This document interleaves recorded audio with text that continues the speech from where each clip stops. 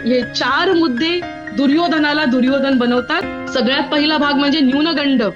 प्रत्येकामध्ये न्यूनगंड असतो, पण निर्णय घेताना तो मध्ये नाही आला पाहिजे. कुठलाही निर्णय घेताना न्यूनगंड मध्ये नाही आला पाहिजे. निर्णय घेताना नेहमी सत्य असलं पाहिजे, न्यूनगंडाने ते बरबटलेलं नसलं पाहिजे.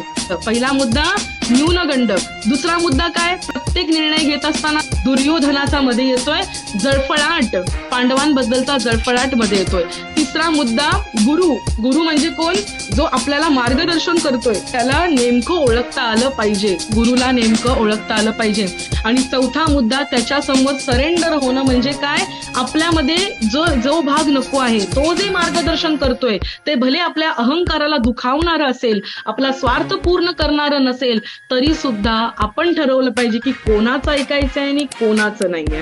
हे 4 मुद्दे दुर्योधनाला दुर्योधन बनवतात आणि अजून सुद्धा पैलू याच्यातले मोकळे होतील.